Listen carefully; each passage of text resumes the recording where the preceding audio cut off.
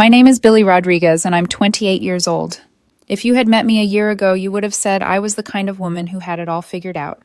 Stable job, calm relationship, a home that smelled faintly of coffee and comfort. And for a while, I believed that too. But peace can end quietly.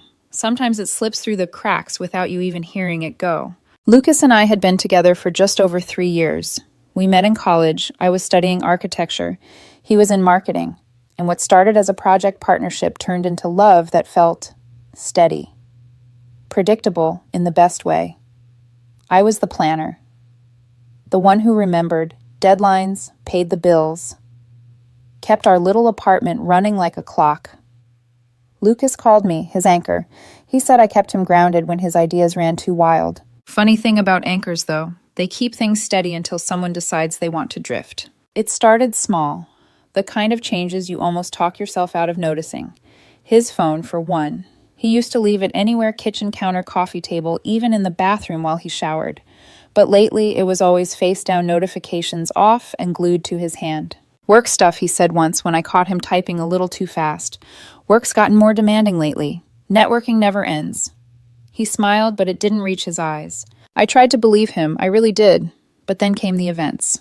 Lucas worked for a lifestyle brand, so parties and brand gatherings weren't unusual, but they started happening more often, weeknights, late hours, same group of people, always the creative team. He'd come home smelling of whiskey and expensive perfume that wasn't mine. One Friday night, I came home with takeout Thai, his favorite. I texted him, "Dinner's here. When are you home?" No reply. By 8 zeros, the noodles were cold. By 10 hurries, I was reheating them for the second time. At 11:32, his message finally came. "Sorry, babe, lost track of time. Out with the team. Don't wait up. No love you, no call, just that." When he walked through the door after midnight, his laughter was soft, the kind people have when they're trying to pretend nothing's wrong. He kicked off his shoes and froze when he saw me sitting on the couch. "Billy, you're still up." "I wanted to make sure you got home safe," I said. He rolled his eyes a little. "I told you not to wait up. It's fine." He brushed past me, heading to the bathroom. I sat there staring at the food containers, the candle still flickering, and felt something tighten in my chest. Not jealousy, not even anger, just recognition. The quiet knowledge that something was leaving us, and neither of us was fighting to stop it. Over the next few weeks, that distance became a pattern. He stopped talking about his day. He stopped laughing at my jokes. He started scrolling through his phone while we ate dinner, half smiling at messages I wasn't supposed to see. One night I asked softly, "Are we okay?" He sighed. Not sadly, but like I'd just asked him for a favor. "Billy, not everything has to be a crisis. I've just been stressed. Can I have a bad week without it turning into a relationship talk?" That was Lucas, calm, dismissive, perfectly composed. He could twist any confrontation into me being the problem. I started wondering if maybe I was too sensitive, too anxious. I wanted to trust him. I wanted to believe the man I fell in love with was still there. But trust dies quietly in glances avoided and laughs shared with someone else. One night, as he scrolled through his phone, his reflection caught in the TV screen. I watched his smile fade when he noticed me watching. "You're staring again," he said. "Not even looking up, I was just thinking," I murmured. "About what?" "About how far we've drifted without noticing." He let out a small laugh, humorless. "You always overthink." And maybe I did. But overthinking is just intuition waiting for confirmation. That night, I pretended to sleep while he texted someone until nearly 2:00 a.m. The next morning, he left early, said he had a meeting. His phone buzzed twice on the counter. I didn't touch it. I didn't need to. The way he looked back at me before leaving, cautious, guilty, tired, told me everything. Later that day, I sat by the window with my coffee growing cold and whispered to myself, "Whatever this is, it's already ending." And though I didn't know it then, that quiet morning marked the beginning of the unraveling. Saturday morning. The sunlight filtering through the blinds painted thin golden lines across our living room. The kind of morning that usually felt warm, safe. But that day, the air was heavy. Lucas came out of the bedroom wearing one of my hoodies, the same gray one he used to steal because it smelled like me. He looked calm, too calm, like someone who had practiced what they were about to say. "Can we talk?" Those 3 words. The most harmless, most terrifying phrase in any relationship. I nodded slowly. "Sure." He sat down across from me, hands clasped together, eyes avoiding mine. I could feel the shift before he said it. The careful pause, the rehearsed tone, the kind of silence that prepares for a wound. I think I need a break, he said finally. The words didn't register at first. A break, I repeated. From what? From us, he said like it was obvious. I need time to figure myself out. Lately, I don't even know who I am anymore. I stared at him. This was the same man who once told me he'd never want to figure himself out without me there. Now he looked at me like I was part of what he needed to escape. So I said softly, "You don't know who you are, so you're taking a break from the one person who actually knows you best." His jaw tightened. "See, this is what I mean. You make everything sound like I'm doing something wrong. I just need space." I tried to stay calm. "You already have space, Lucas. You go out with your coworkers 3 times a week. You come home after midnight.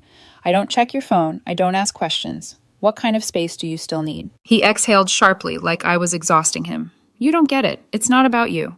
I just need to focus on myself for a while." "And this isn't a breakup," I asked quietly. His head shot up too fast. "No, God. Billy, why do you always assume the worst? I just need a pause. Just no pressure for a bit, okay?" His hands were trembling. Not from fear, from guilt. That was the thing about Lucas. He was good at pretending honesty while hiding cowardice behind soft words. I hesitated, my voice barely above a whisper. "Are you seeing someone else?" His laugh was sharp, almost cruel.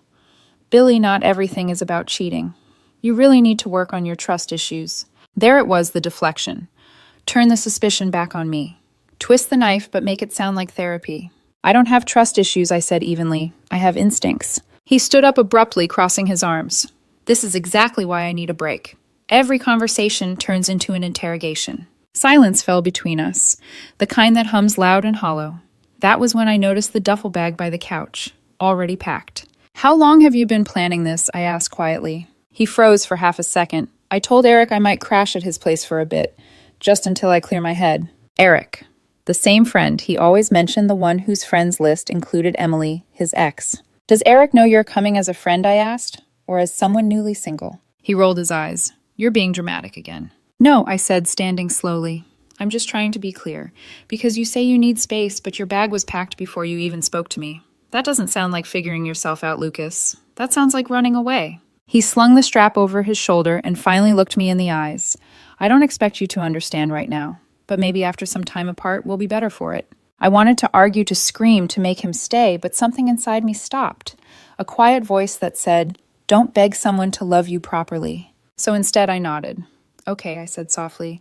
"Take all the time you need." He blinked clearly, not expecting that. His expression flickered confusion, maybe guilt. "Thank you," he murmured. He walked toward the door. Before leaving, he turned back and added, "Don't wait for me. Okay, just do your thing for a while." I smiled faintly. "I already am." He frowned like he wanted to say something else but didn't. Then he left. The door shut quietly. For a long time, I just stood there, staring at the empty space he'd left behind. The air still smelled like his cologne. The sunlight still painted gold across the floor. And I realized something painful but clear. Lucas didn't need space. He needed freedom from accountability. And in his leaving, he'd given me something to freedom from pretending everything was fine. 3 days. That's how long it took for space to turn into betrayal. At first, I kept myself busy. Work, cleaning, running errands that didn't matter. I told myself I wouldn't chase him. He wanted distance. Fine. I'd give him all the space in the world. But silence can be louder than arguments. Every time I walked into the apartment, it felt like walking into a paused memory. His mug still in the sink. His jacket still hanging by the door.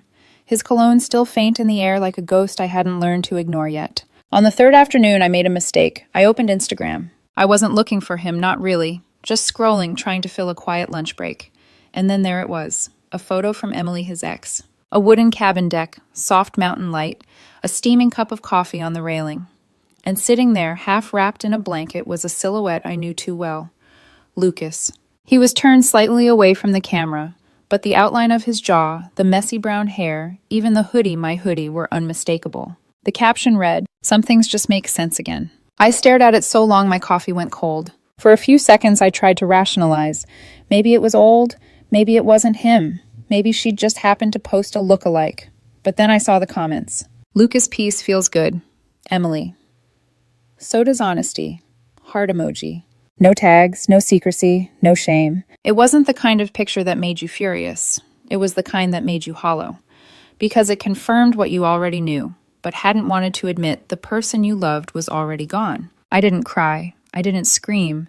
I just felt still, like my heart had been emptied out, leaving nothing but quiet. When I finally stood up, I walked to the bedroom, took out a box, and began to gather his things. Not angrily, methodically. The watch I bought him on our second anniversary.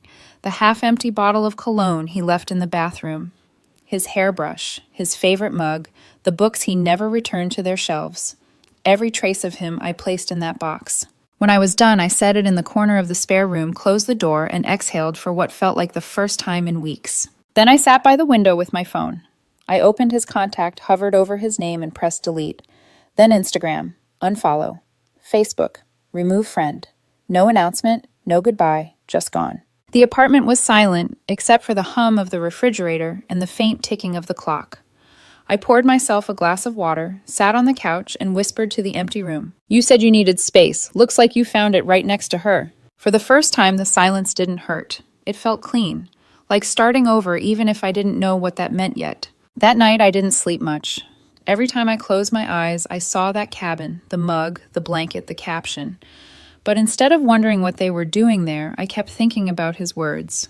I need to figure myself out. I need space. I need clarity. All of it, I realized, was just a poetic way of saying I don't want to be accountable for how I hurt you. By sunrise, the sadness had shifted into something colder, not bitterness, just clarity. Lucas hadn't left to find himself.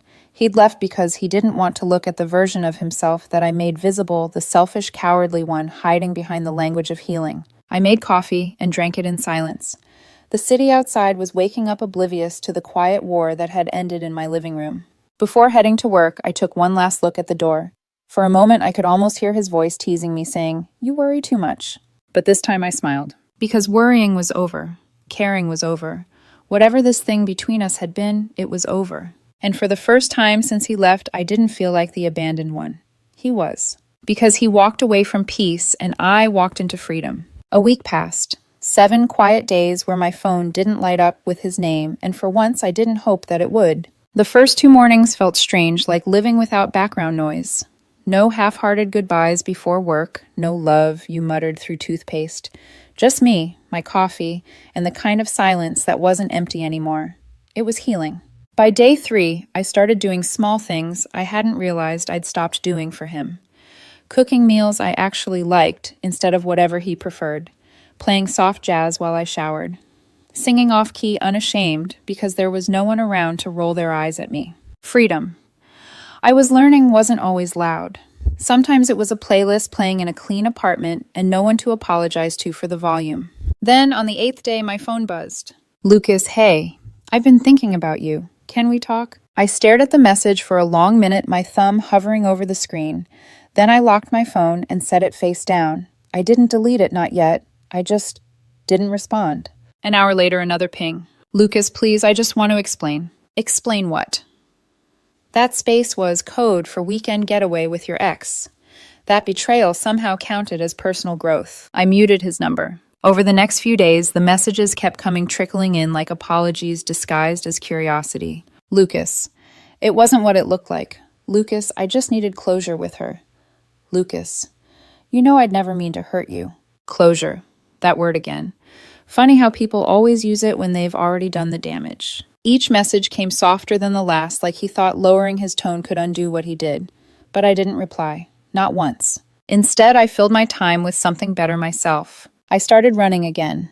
Not far, not fast, just enough to feel my lungs work to remember what control over my body felt like. I painted clumsy at first, but it helped. Colors were simpler than people. You could mix them, change them, and they'd never lie to you about what they'd become. My friends noticed the difference before I did. You seem lighter, one of them said during brunch, like you're not carrying something heavy anymore. I smiled. Maybe I'm not. That night I poured a glass of wine, cooked dinner, and sat by the window while the city lights blinked awake. I realized I wasn't checking my phone every few minutes anymore. For the first time in months, I was living in my own moment, not waiting for a text, not guessing someone else's intentions.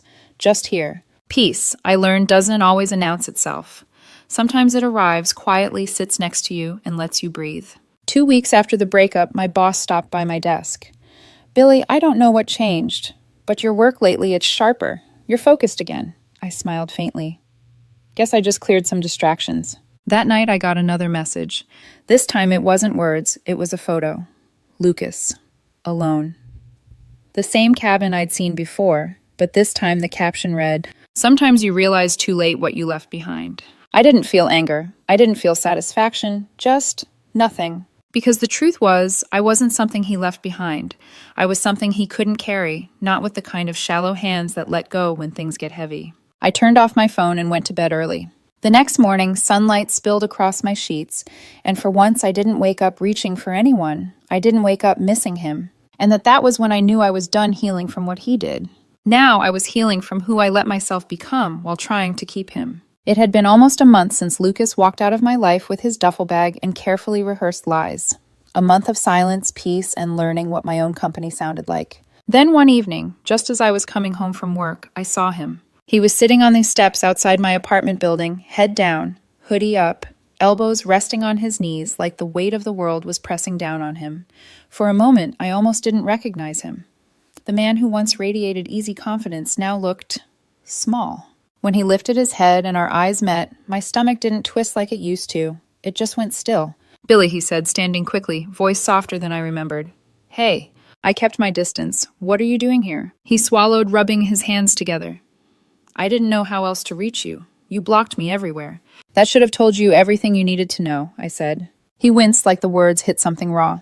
"Please, just 5 minutes. I just need to explain." I leaned against the railing, folding my arms. "You've had weeks to explain. You chose silence." He nodded, guilt flickering in his eyes. "I know.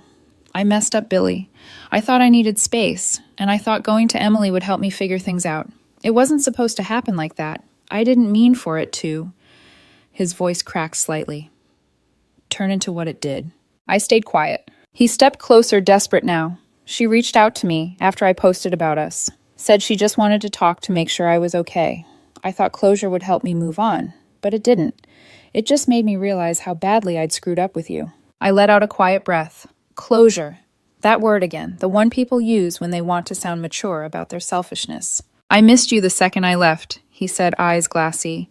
"You were always the one who grounded me, the one who saw me for who I really am. Emily doesn't even know me anymore, not like you do." I tilted my head slightly. "You're right. I did see you. That's the problem." He frowned. "What do you mean?" "I saw the parts you hide behind charm," I said calmly.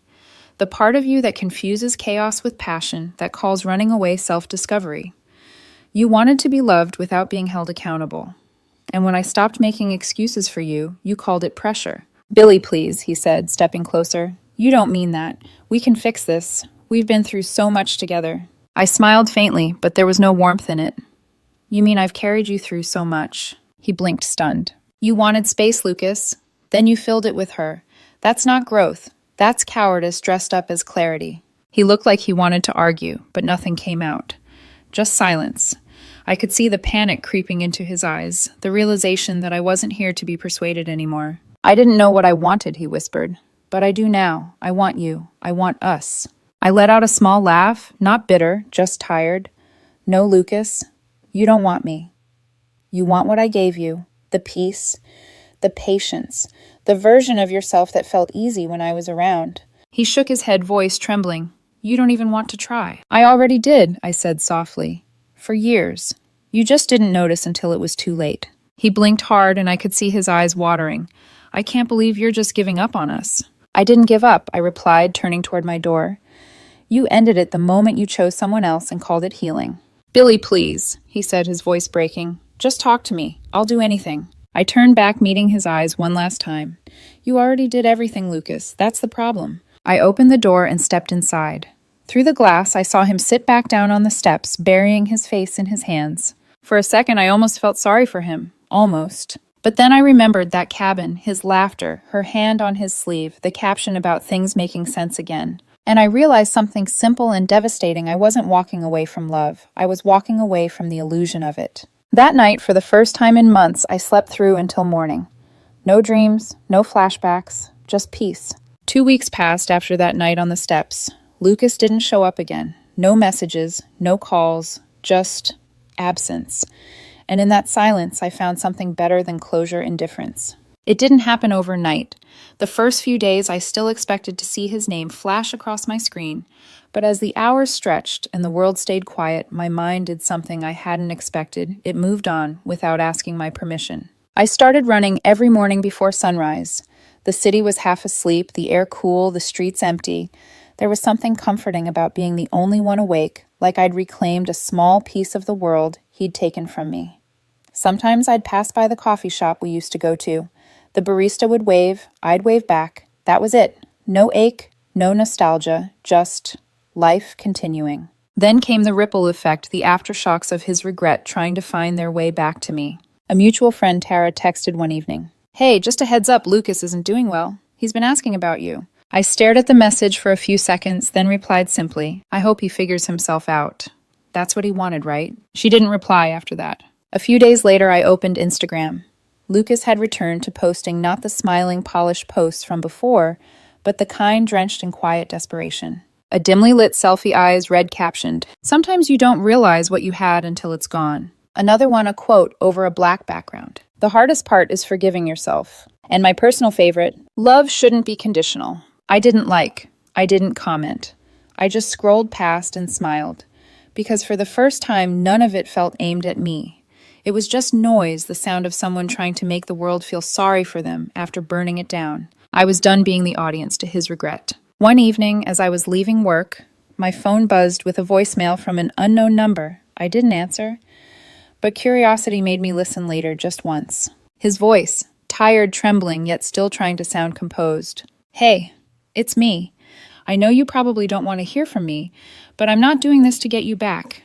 I just want to apologize properly. Maybe we could grab a coffee talk like adults. Please." I deleted it halfway through. The next day, my sister called. "You'll never guess who I ran into at the cafe," she said. "Let me guess." I sighed. "Lucas." She laughed dryly. "He told me he was worried about you. I told him, funny, you didn't look too worried when you were at that cabin." He didn't say much after that. I couldn't help but smile. My sister always did have sharper edges than me. But apparently Lucas wasn't finished. A week later, I walked out of my office building to find him standing by my car. He looked thinner, eyes, hollow expression, sharp with frustration. "You've made your point," he said bitterly as I approached. "My point," I repeated. "That you're done. That you're too good to even talk to me." His voice was strained, equal parts anger and self-pity, the kind of tone that used to make me want to soothe him. But not anymore. "I never said I was too good, Lucas," I said evenly. "I just stopped letting you make me feel like I wasn't enough." His eyes narrowed. "You think you're better than me now? I don't think about you enough to compare," I replied. That hit him harder than I expected. His jaw clenched, his hands balled into fists. "You can't just erase me," he snapped. "We had a life together." "No," I said calmly. "We had a version of one, the version you edited whenever it suited you." He stared at me for a long moment, anger breaking into disbelief. "You'll regret this one day," he muttered. "You'll see who really cared." I met his gaze steadily. "I already saw," I said quietly. "That's why I left." I got into my car and closed the door. He stood there on the sidewalk watching as I drove away. That was the last time I ever saw him in person. It was strange realizing that the final goodbye wasn't dramatic. No tears, no shouting, no closure speech, just a clean exit. After that, the world moved on without him. Our mutual friends stopped mentioning his name. Someone told me he quit his job after a situation with HR. Apparently he showed up drunk one afternoon and caused a scene. I didn't feel vindicated, just detached. Karma, it seemed, didn't need my help. As for me, I was thriving quietly. Work had become something I looked forward to again. I'd signed up for a weekend art class, repainted my apartment, and filled it with plants and music. Peace, I learned, doesn't shout. It hums. One night, as I stood by the window watching city lights blink like tiny stars, I realized something. I hadn't just moved on from Lucas. I had moved on from the version of myself who thought love meant endurance. Sometimes all it takes to heal is one final act of letting go and meaning it. 6 months later, the woman staring back at me in the mirror barely resembled the one who used to check her phone every 5 minutes waiting for a man to decide if she mattered. My hair was shorter now, my eyes softer but clearer. My mornings no longer began with anxious thoughts about someone else's moods.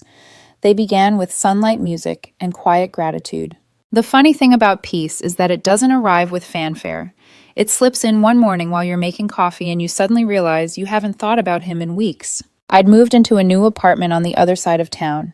Bigger, brighter, mine. The walls were white.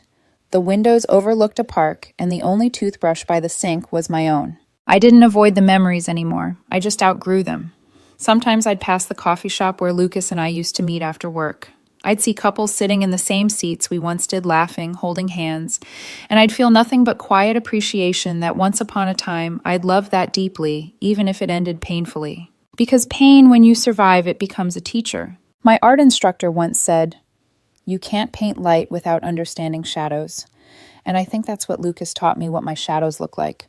I wasn't naive anymore. I didn't romanticize people's healing journeys or believe every apology was redemption.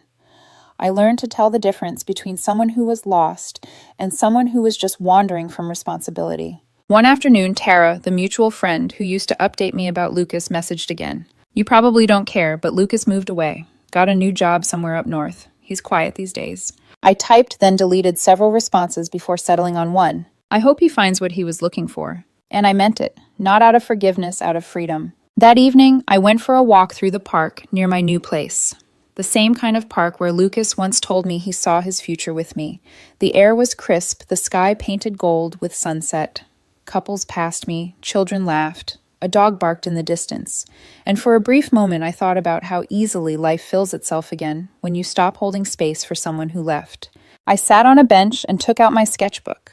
Something I'd stopped doing years ago, when life became all about schedules, work, and maintaining a love that was slowly bleeding out.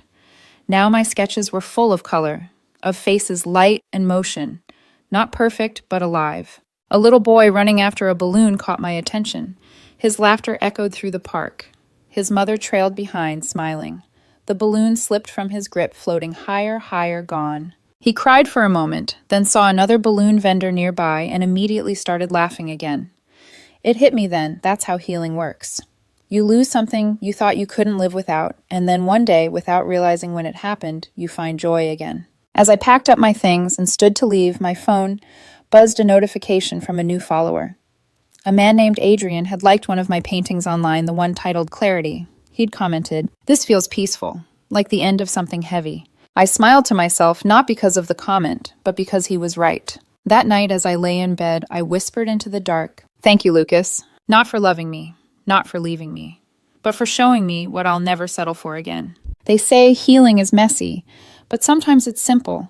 You stop chasing closure from people who benefit from your confusion. You stop explaining pain to those who caused it, and you finally give that closure to yourself. Because love isn't proven by how much you endure, it's shown by how peacefully you can walk away when endurance stops being love. I used to think endings were loud, slamming doors, shouted words, broken hearts. But real endings are quiet. It's the morning you wake up and realize you don't need their apology anymore. It's the moment you laugh again genuinely, without guilt.